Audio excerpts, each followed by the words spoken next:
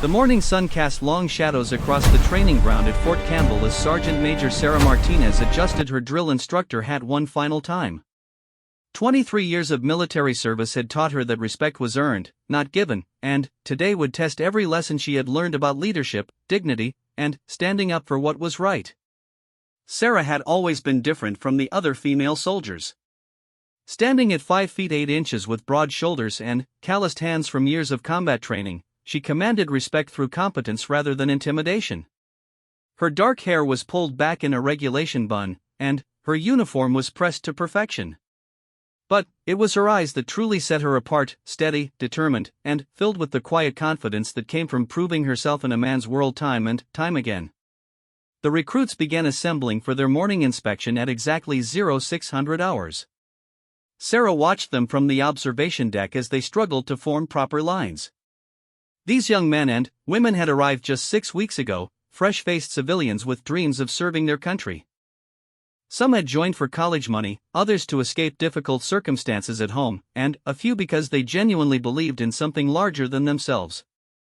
Among them was Private Jennifer Walsh, a 19-year-old from rural Ohio who had enlisted against her parents' wishes. Jennifer was small, barely meeting the minimum height requirements, but she possessed an inner fire that reminded Sarah of herself at that age. The girl had been struggling with the physical demands of training, but her determination never wavered. "Attention on deck!" Sarah called out as she descended the stairs to the training ground. The recruits snapped to attention with varying degrees of success.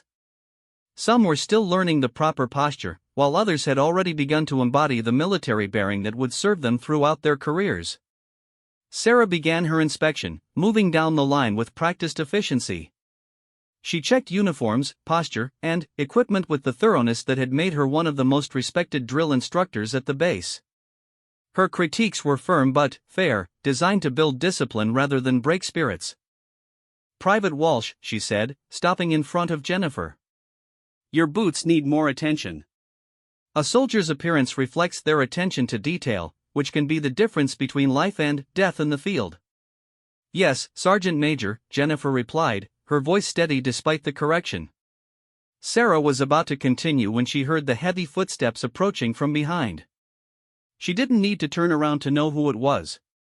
General Marcus Crawford had been making unscheduled visits to her training sessions for the past month, and each encounter left her feeling increasingly uncomfortable.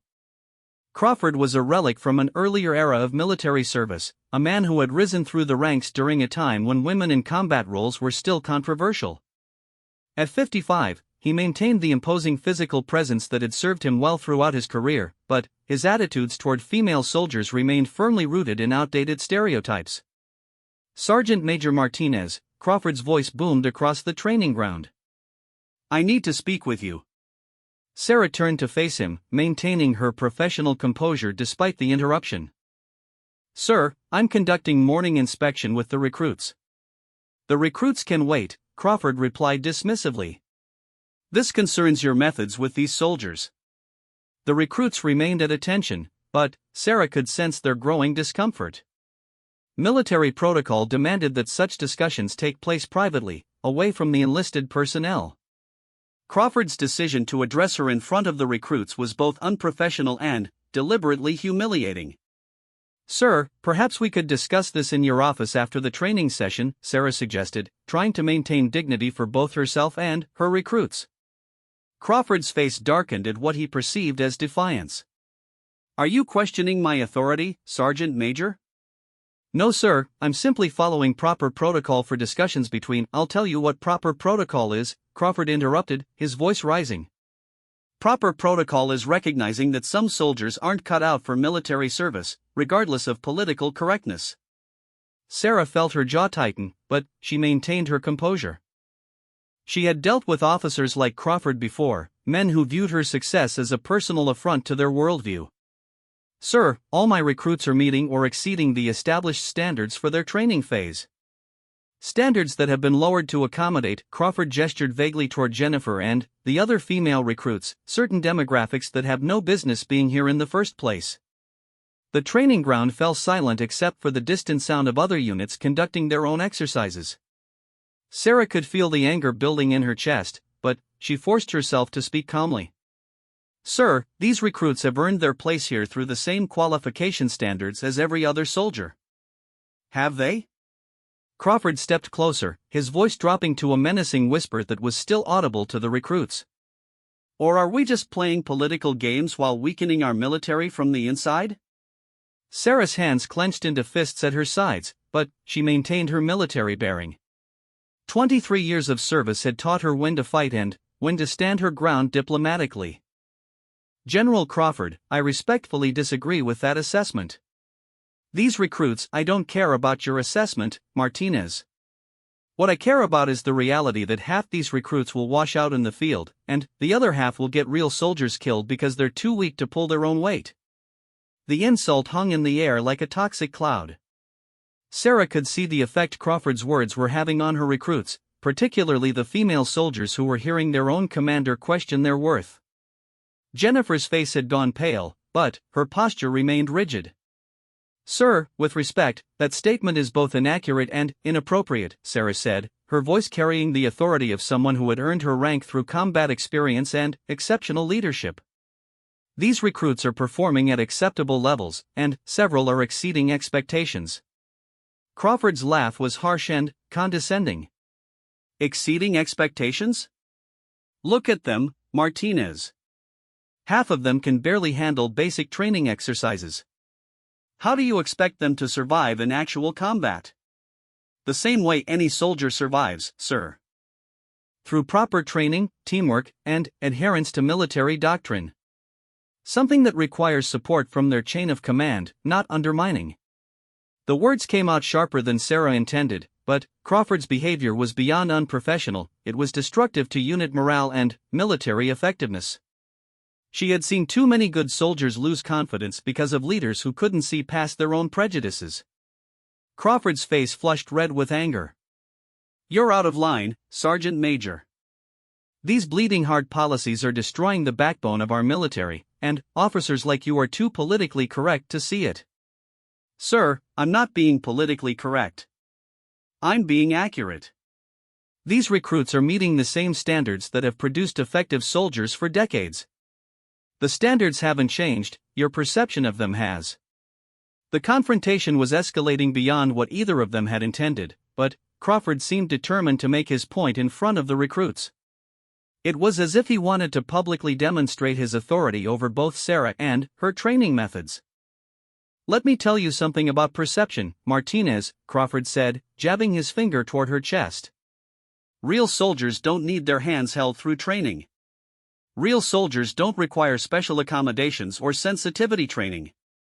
Real soldiers follow the chain of command and treat their fellow service members with respect, Sarah interrupted, her voice cutting through his tirade like a blade. Real soldiers understand that strength comes from unity, not division. The silence that followed was electric with tension. Crawford had never been challenged so directly by a subordinate, especially not in front of enlisted personnel. His authority, his worldview, and his ego had all been called into question in a matter of seconds. You think you know what makes a real soldier? Crawford's voice dropped to a dangerous whisper. You think because you've got some combat ribbons and a pretty record that you understand what military strength really means? Sarah could sense where this conversation was heading, but she refused to back down. Her recruits were watching, learning not just about military procedure but about character, integrity, and standing up for principles even when it was difficult. I think I understand that military strength comes from competent, confident soldiers who trust their leaders and each other, she replied steadily. And I think undermining that trust serves no one's interests. Crawford's face had turned an alarming shade of red, and Sarah could see the vein pulsing in his temple. She had seen officers lose control before, but usually they maintained enough professionalism to avoid public displays of anger. Crawford seemed beyond such considerations. You want to talk about undermining trust, he snarled. What about the trust that real soldiers have to place in people who aren't qualified to watch their backs? What about the trust that gets betrayed when political correctness puts lives at risk? Sir, I would suggest we continue this conversation. No. Crawford's shout echoed across the training ground. We're going to settle this right here, right now. These recruits need to understand what real military leadership looks like, not this touchy-feely garbage you've been feeding them. Sarah felt her heart rate accelerate as Crawford moved closer. She had been in enough dangerous situations to recognize when someone was losing control, and every instinct told her that this confrontation was about to cross a line from which there would be no return. "General Crawford, I strongly advise you don't advise me anything," Crawford roared. "You listen, and you learn your place in this man's army." The word man's hung in the air like a slap. Sarah saw several of her recruits flinch, and she noticed Jennifer's hands trembling slightly as she struggled to maintain her military bearing. This wasn't just about military protocol anymore, it was about dignity, respect, and the fundamental question of whether women belonged in uniform. "Sir," Sarah said quietly, "this conversation is inappropriate for." Crawford's hand moved so quickly that Sarah barely had time to register what was happening before the blow landed. The general's open palm struck her across the face with enough force to turn her head and send her drill instructor hat flying to the ground. The sound of the slap echoed across the training ground like a gunshot, followed by a silence so profound that even the birds seemed to stop singing. 20 young recruits stood frozen in formation, their eyes wide with shock and disbelief at what they had just witnessed. Sarah's cheek burned with pain and humiliation, but it was the violation of everything she had sworn to uphold that cut deepest. In 23 years of military service, through combat deployments and countless training exercises, she had never been struck by a superior officer. The action was not just assault, it was a complete breakdown of military discipline and professionalism. Crawford seemed as shocked by his own action as everyone else, but his anger quickly overtook any regret. "Maybe that will help you remember your place, Sergeant Major. This is what happens when soldiers forget respect for authority." Sarah slowly turned back to face him, her hand moving instinctively to her burning cheek. The pain was intense, but it was nothing compared to the rage building in her chest. She could feel her pulse pounding in her temples as she struggled to process what had just happened. "Sir," she said, her voice deadly quiet, "you just committed assault on a fellow service member in front of 20 witnesses." "I committed discipline," Crawford snarled. "Something that's been lacking in your training methods. These recruits need to see what happens when soldiers get too big for their britches." Sarah's vision seemed to narrow as the full implications of Crawford's actions became clear. This wasn't just about her anymore, it was about every female soldier who had ever faced discrimination, every recruit who had been told they weren't worthy, and every principle that military service was supposed to represent. "General," she said, her voice carrying a warning that anyone with combat experience would have recognized, "you have crossed a line that cannot be uncrossed." Crawford either didn't recognize the danger in her tone or chose to ignore it. "The only line that's been crossed is the one between discipline and chaos. These recruits need to understand." He never finished the sentence. Sarah's right hand came up from her side in a perfect uppercut that connected with Crawford's jaw with the precision and power of someone who had spent years training in hand-to-hand combat. The general's head snapped back, his eyes rolled up, and he collapsed to the ground like a felled tree. The silence that followed was absolute. 20 recruits stood motionless, their eyes moving between their unconscious commanding general and their drill instructor, who stood over him with her fists still clenched and her chest rising and falling with controlled breathing. Sarah looked down at Crawford's unconscious form, then slowly straightened her uniform and picked up her drill instructor hat. When she turned back to her recruits, her voice was calm and steady. "Sometimes," she said quietly, "standing up for what's right requires making difficult choices. The military is built on principles of honor, respect, and dignity for all who serve. When those principles are violated, we have a duty to defend them, regardless of rank or consequences." She paused, looking at each recruit in turn, making sure they understood the gravity of what had just occurred. "Today you witnessed both the failure of leadership and the response it demanded. You will be called upon to give statements about what happened here, and you will tell the truth. Military justice depends on honesty and integrity from every soldier." Jennifer Walsh, despite her small stature and obvious shock, was the first to respond. "Yes, Sergeant Major," she said, her voice clear and strong. The other recruits followed suit, their voices creating a chorus of affirmation that seemed to restore some sense of order to the chaos of the morning. Sarah looked down at Crawford one more time, then back to her recruits. "Training is postponed. Return to your barracks and prepare for individual interviews with military police. Remember that you are soldiers, and soldiers always tell the truth. As the recruits dispersed, Sarah remained standing over the unconscious general, knowing that her military career was likely over but feeling, for the first time in months, that she had truly upheld the values she had sworn to defend.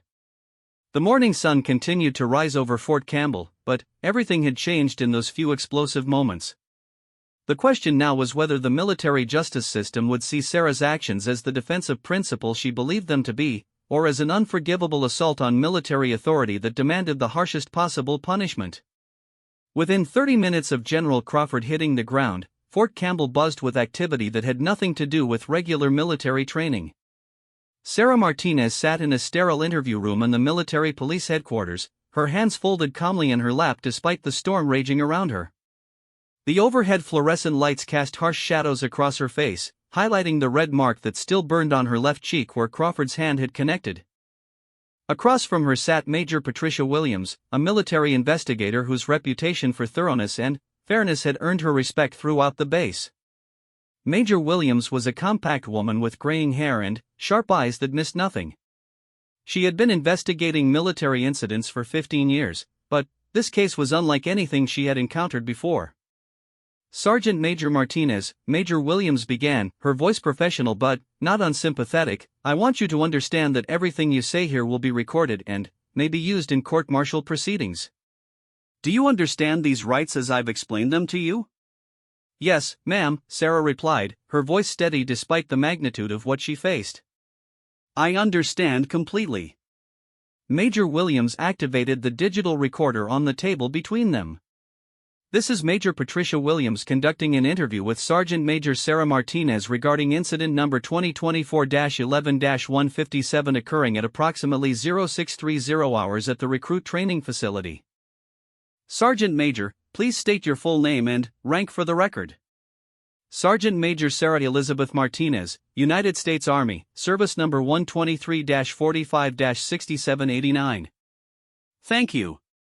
Now, I want you to tell me, in your own words, exactly what happened this morning during the recruit inspection. Sarah took a measured breath before beginning her account. She had gone over the events dozens of times in her mind during the past hour, and she knew that accuracy and honesty were her only path forward, regardless of the consequences. Major Williams, at approximately 0600 hours, I began morning inspection of Charlie Company recruits as scheduled. General Crawford arrived unannounced during the inspection and requested to speak with me. I suggested we postpone the discussion until after the training session, following proper protocol for personnel discussions. Sarah paused, choosing her words carefully. General Crawford declined and instead chose to discuss what he characterized as problems with my training methods in front of the recruits. The discussion became increasingly inappropriate and unprofessional. Can you be more specific about what General Crawford said? Sarah's jaw tightened slightly. He made statements questioning the qualifications of female recruits and suggested that military standards had been lowered for political correctness. He indicated that female soldiers were fundamentally unfit for military service and would endanger their fellow soldiers. Major Williams made notes without changing expression. How did you respond to these statements? I disagreed respectfully and pointed out that my recruits were meeting all established standards. I attempted several times to suggest we continue the conversation in private, but General Crawford insisted on conducting the discussion in front of the recruits. What happened next? Sarah's voice remained level, but there was steel beneath the calm surface. The discussion escalated when I defended my recruits' performance and suggested that undermining their confidence was counterproductive to military readiness. General Crawford became increasingly agitated and made personal statements about my own fitness for command. Major Williams leaned forward slightly. Personal statements? He questioned my understanding of military strength and suggested that my combat record was irrelevant. He indicated that women like me were weakening the military through what he called touchy-feely leadership methods. The room fell silent except for the quiet hum of the air conditioning system. Major Williams had interviewed hundreds of soldiers over the years, and she could recognize when someone was telling the truth. Sarah's account was consistent, detailed, and delivered without emotional embellishment. Sergeant Major, what happened immediately before the physical altercation? Sarah's composure cracked slightly, and Major Williams could see the anger flash in her eyes before being controlled again. General Crawford struck me across the face with an open hand in front of 20 recruits. He told me it would help me remember my place and that this was what happened when soldiers forgot respect for authority. And your response? I informed him that he had committed assault on a fellow service member in front of witnesses. He replied that he had committed discipline and that the recruits needed to see what happened when soldiers got too big for their britches. Major Williams set down her pen and looked directly at Sarah. At what point did you decide to strike General Crawford? When he made it clear that he considered his assault on me to be appropriate discipline and that he intended to use the incident as a teaching moment for my recruits about keeping women in their place. The honesty of the answer hung in the air between them. Major Williams had expected denials, excuses, or attempts to justify the action. Instead, she found herself facing a soldier who had made a conscious decision and was prepared to accept the consequences. You understood that striking a superior officer would likely end your military career? Yes, ma'am. But I also understood that allowing such behavior to go unanswered would send a message to those recruits that assault and discrimination are acceptable forms of military leadership. That was unacceptable to me. Major Williams nodded slowly. She had begun the interview expecting to document a clear case of insubordination and assault. Instead, she was uncovering what appeared to be a complex situation involving military leadership, discrimination, and competing concepts of military honor. Meanwhile, 3 floors below in the base medical facility, General Crawford was regaining consciousness under the watchful eye of Captain Robert Chen, the base's chief medical officer. Crawford's jaw ached terribly, and his pride hurt even worse. The general had awakened 15 minutes earlier to find himself lying on an examination table with an ice pack pressed to his face and a military police officer stationed outside his door. General Crawford, Captain Chen said as he noticed his patient's eyes focusing properly for the first time since being brought in, "How are you feeling?" Crawford sat up slowly, wincing as pain shot through his jaw. "Like I got hit by a truck." "What the hell happened to that woman?" "Sir, I'm not privy to the details of the ongoing investigation. My job is to make sure you don't have a concussion or serious injury from your fall." Crawford touched his jaw gingerly, feeling the swelling that had already begun to develop. "Fall? I didn't fall. That psychotic female soldier assaulted me in front of an entire recruit class." Captain Chen had served with both Crawford and Martinez for several years and had always found the sergeant major to be professional and level-headed. The idea of Sarah Martinez as a psychotic female soldier struck him as inconsistent with everything he knew about her character. "Sir, the investigation will determine exactly what happened. Right now, I need to assess your injuries and determine if you require further medical attention." Crawford submitted to the examination with poor grace, answering Captain Chen's questions about dizziness, vision problems, and cognitive function. The medical evaluation revealed no serious injuries beyond bruising and swelling, but Crawford's ego had suffered damage that no medical treatment could address. As Captain Chen completed his documentation, Crawford's anger built steadily. The general had never been challenged so directly by a subordinate, and the fact that the challenge had come from a woman made it even more intolerable. In his mind, the incident represented everything wrong with modern military policy and political correctness run amok. Back in the investigation facility, Major Williams was conducting her second interview of the day. Private Jennifer Walsh sat across from her, looking much younger than her 19 years but speaking with a clarity that impressed the experienced investigator. "Private Walsh, you were present during the entire incident this morning. I want you to tell me everything you saw and heard, starting from when General Crawford arrived." Jennifer's voice was quiet but steady. "Yes, ma'am." General Crawford came to the training ground while Sergeant Major Martinez was conducting morning inspection. He interrupted her and said he needed to speak with her about her training methods. "Did Sergeant Major Martinez say anything in response?" "She suggested they discuss it privately after the training session was complete." "She was very respectful, ma'am." Major Williams made notes as Jennifer continued her account. What did General Crawford say then? Jennifer's face flushed slightly with anger as she recalled the morning's events.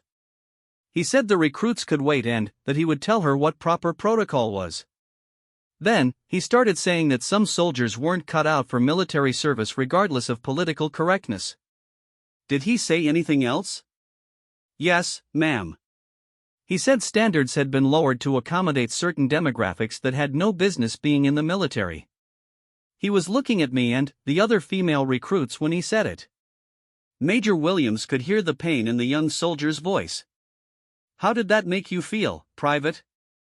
Like I didn't belong, ma'am. Like everything I'd worked for didn't matter because of something I couldn't control. But Sergeant Major Martinez defended us. She said we'd earned our place here and were meeting the same standards as everyone else. What happened next? Jennifer's account matched Sarah's almost perfectly, describing the escalating argument and Crawford's increasingly inappropriate comments. When she reached the moment of the assault, her voice grew stronger rather than weaker. General Crawford hit Sergeant Major Martinez across the face, ma'am. Hard. Her hat flew off and you could see his handprint on her cheek immediately. How did the other recruits react? We were all shocked, ma'am. Some of the guys looked angry. Nobody moved because we're supposed to stay at attention, but you could feel how upset everyone was. Major Williams leaned forward. What did Sergeant Major Martinez do immediately after being struck? She told him he had committed assault in front of witnesses. She was calm, but you could tell she was angry. General Crawford said he had committed discipline and that we needed to see what happened when soldiers got too big for their britches. And then? Jennifer met Major Williams' eyes directly. Then, Sergeant Major Martinez knocked him out with one punch. It was the most perfect uppercut I've ever seen, ma'am.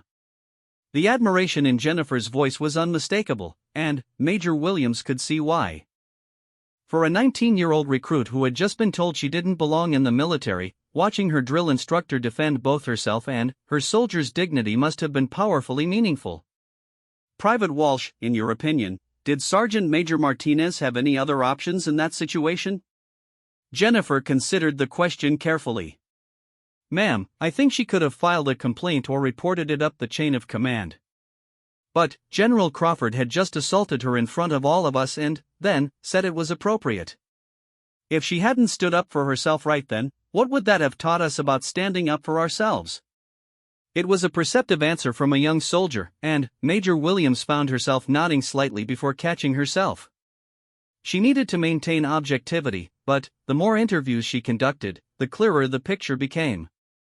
Over the next 4 hours, Major Williams interviewed all 20 recruits who had witnessed the incident. Their accounts were remarkably consistent, with only minor variations in detail that actually strengthened their credibility. Each recruit described the same progression of events: Crawford's inappropriate behavior, his assault on Martinez, and her decisive response. More importantly, every single recruit expressed respect and admiration for their drill instructor's actions. Several male recruits specifically mentioned feeling angry that Crawford had struck a female soldier, while the female recruits consistently described feeling protected and defended by Martinez's response. By late afternoon, Major Williams had compiled a comprehensive file that painted a clear picture of what had occurred.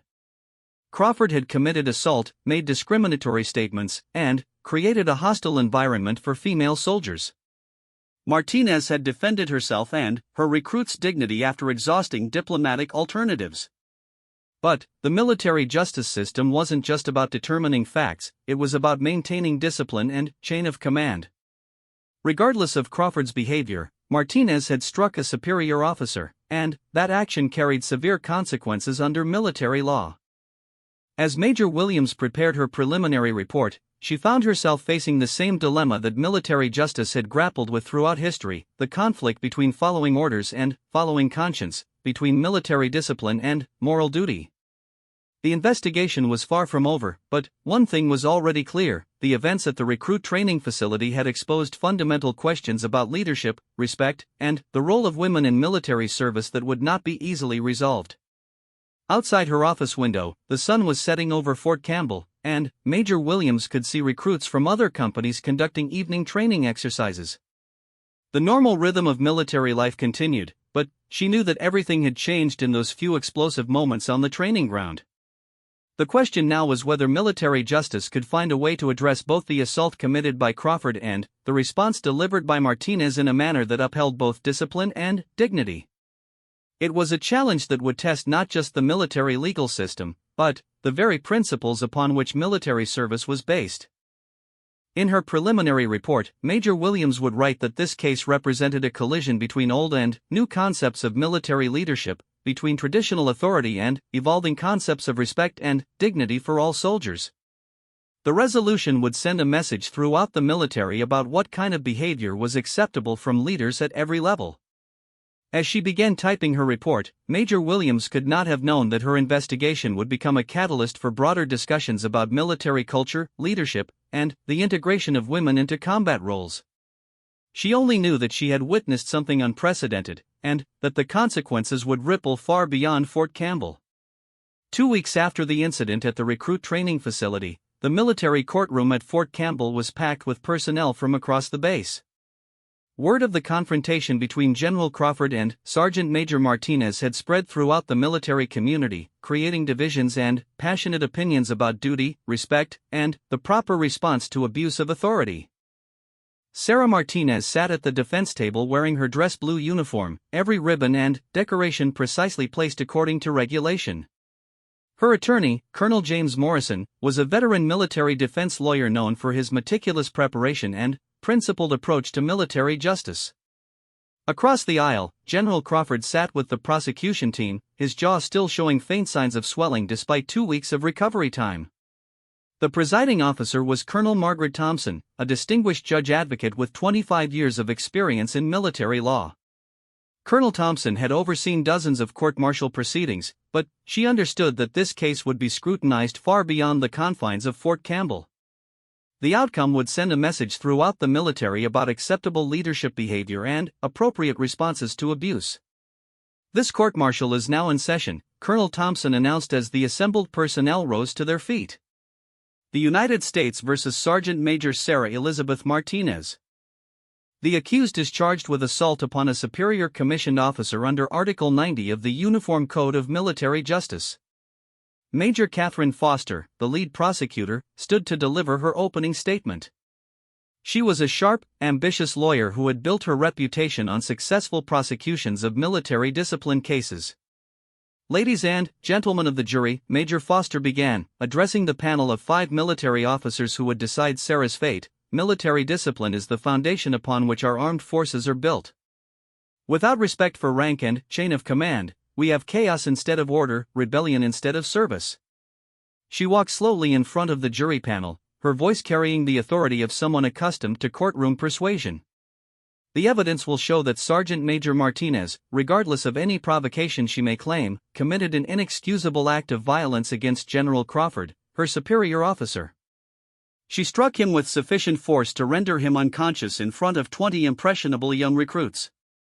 Major Foster paused to let the image sink in. The prosecution acknowledges that General Crawford's language may have been harsh or even inappropriate. Military training is demanding, and drill instructors face criticism and pressure as part of their professional responsibilities. But nothing justifies a subordinate soldier physically attacking a general officer. She returned to the prosecution table and picked up a thick folder. "We will present testimony from medical personnel who treated General Crawford's injuries. We will show you photographs of the bruising and swelling caused by Sergeant Major Martinez's unprovoked attack. And we will demonstrate that her actions constituted a fundamental breakdown of military discipline that cannot be tolerated in our armed forces." Colonel Morrison rose for the defense opening statement, his bearing calm and confident despite the challenging circumstances he faced. He was a tall man with gray hair and steady eyes that had seen decades of military service both as a soldier and as an advocate for soldiers' rights. "Members of the jury," Colonel Morrison began, "this case is not simply about a physical altercation between 2 service members. This case is about what happens when military leadership fails so completely that a soldier is forced to choose between protecting herself and protecting the institution she has served with distinction for 23 years. He moved closer to the jury panel, his voice carrying the conviction of someone who truly believed in his client's innocence. The evidence will show that General Crawford did not engage in mere criticism or tough love. He engaged in discriminatory harassment, created a hostile environment for female soldiers, and ultimately committed assault by striking Sergeant Major Martinez without provocation or justification. Colonel Morrison gestured toward Sarah, who sat with perfect military posture despite the weight of the proceedings.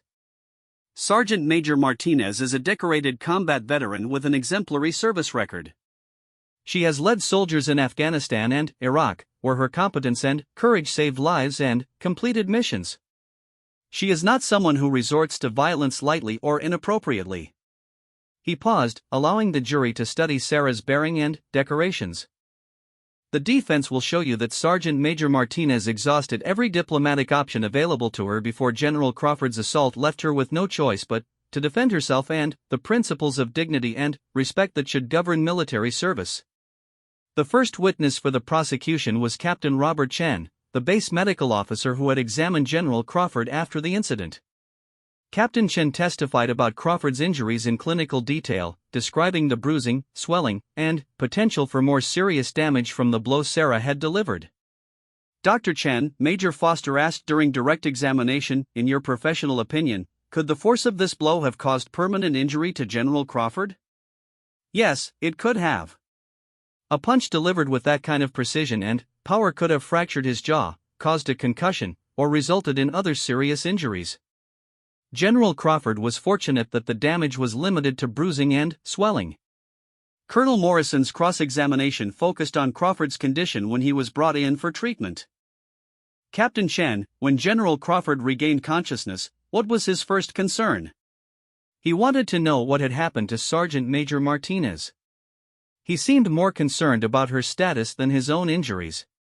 Did he express any remorse or regret about the events leading up to the altercation? Captain Chen hesitated before answering. He expressed anger about what he characterized as an unprovoked assault. He did not discuss the circumstances that preceded the physical contact. The prosecution's case continued with testimony from base security personnel and administrative officers who testified about proper procedures for addressing grievances through military channels. Their testimony was designed to show that Sarah had alternatives to physical violence, regardless of Crawford's behavior. But, when Colonel Morrison cross-examined these witnesses, a different picture emerged. Under questioning, they acknowledged that reporting sexual harassment or discrimination often resulted in retaliation against the complainant, that investigations could take months or years, and that junior personnel rarely prevailed in disputes with general officers. Sergeant Major Rodriguez, Colonel Morrison asked the base's senior enlisted advisor, in your experience, how often do discrimination complaints against general officers result in disciplinary action for the accused officer? Sergeant Major Rodriguez shifted uncomfortably in his seat. Sir, I cannot recall a specific case where a general officer faced significant consequences for discrimination complaints. And, how often do complainants face retaliation for filing such complaints? More often than they should, sir. The most dramatic moment of the prosecution's case came when General Crawford himself took the stand. Despite his injuries and the humiliation of being knocked unconscious by a female subordinate, Crawford maintained an attitude of righteous indignation about the assault. General Crawford, Major Foster asked, please tell the jury what happened on the morning in question. Crawford straightened in his seat, his voice carrying the authority of 30 years of military command.